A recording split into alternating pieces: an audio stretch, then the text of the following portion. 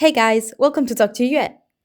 Since many people ask me, in this video I want to cover the HSK 4 writing section.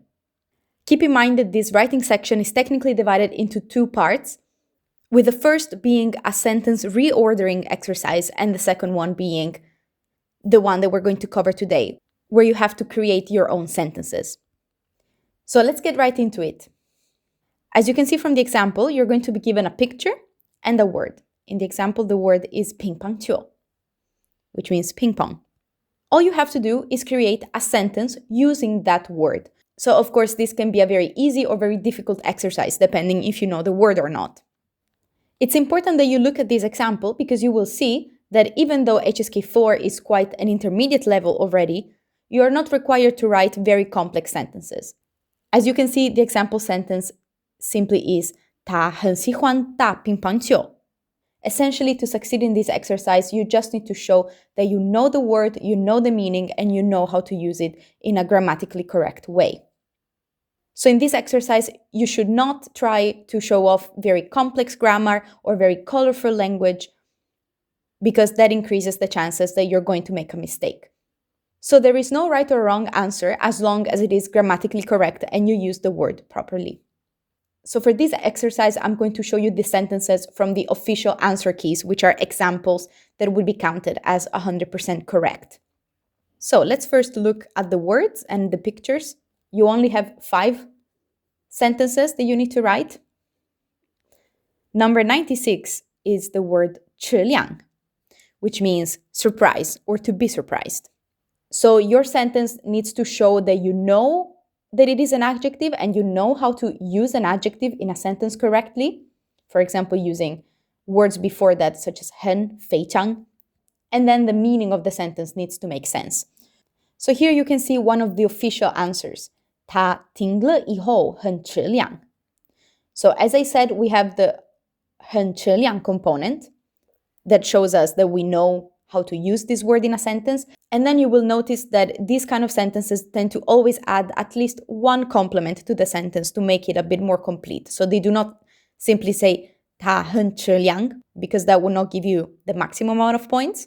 To make a proper sentence, you need to add at least something else in it.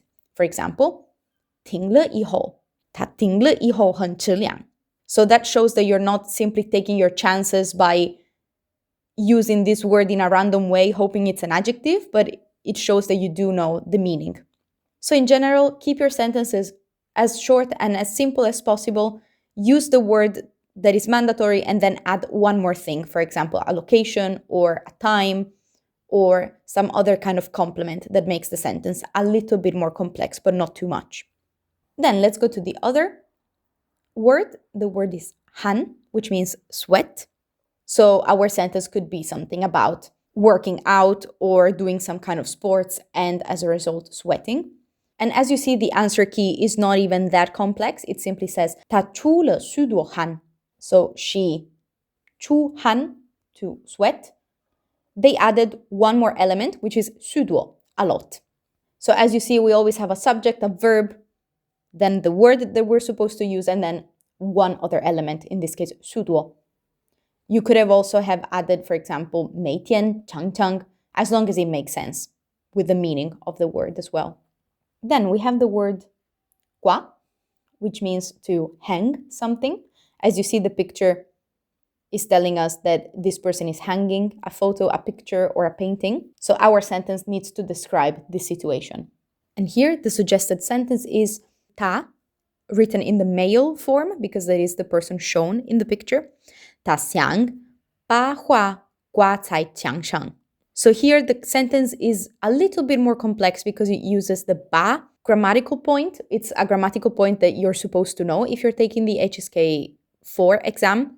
That does not mean that it is mandatory to use it in your sentences, but you should be fairly comfortable building sentences with ba by this point. So 他想把画, so we're talking about a picture. And here we have the word 挂 used as a verb. So he wants to hang this picture, and then the extra element is the location. Where are we hanging this picture? 在墙上, on the wall. So as you see, the structure is always the same. The bare minimum plus one extra complement. Then we go to 99. We have the word 香, which means to smell good. And in the picture, we have flowers. So our sentence will need to talk about the good smell of flowers, necessarily. As you see, that is precisely what is happening here. 这些花闻起来很香. I could have just said, these flowers smell good. 这些花很香. But again, we are adding at least one extra element. 闻起来. So 起来 usually expresses a result when we smell. The result is that they smell really good. So these flowers, when smelling, result in a very nice smell. That is essentially the literal translation. Again, you're not obliged to use these structures as long as you make your sentences a little bit more varied. You could have just said, 他觉得这些花很香. That is also okay. You started with 他觉得. That shows you see the picture and you understand the picture, and you went beyond the simple use of just the mandatory word. And then we have the last word, 杂志, which is a magazine. And again, we start by talking about the person that is directly depicted in the picture. So 他坐在沙发上看杂志. He reads magazines while sitting on the sofa. 坐在沙发上 is not extremely necessary in this sentence, because my sentence would be grammatically correct simply by saying 他在看杂志 or 他看杂志. But I need to add at least one more element to my sentence, and so I can add 在沙发上. I could also add 每天早上, for example, or 他喝着咖啡, or something like 他一边喝咖啡一边看杂志. As long as you add one more element to show that you really know what you're talking about and you're not just trying your luck by hoping that this word that you don't know is a noun and it is something you can say can, then it is okay. You will not get marks off for your sentence being too short or too simple. So after these 5 sentences, your HSK 4 exam will be over. As you can see, it does not take too long to create these sentences as long as you know what the words mean and how they are used grammatically. So that is why, to succeed in this exercise, it is fundamental that you know the vocabulary list very well. All of these words are new words that come from the HSK 4 list. And of course, please avoid making sentences that are too long and too complex, because the longer the sentence is, the bigger the risk you're going to make a mistake. So I hope that showing you the answer key was helpful. And if you're preparing for HSK 4, don't forget to check out my playlist where I go through all the other sections of the exam. So for now, best of luck in your Chinese learning journey, and 再见!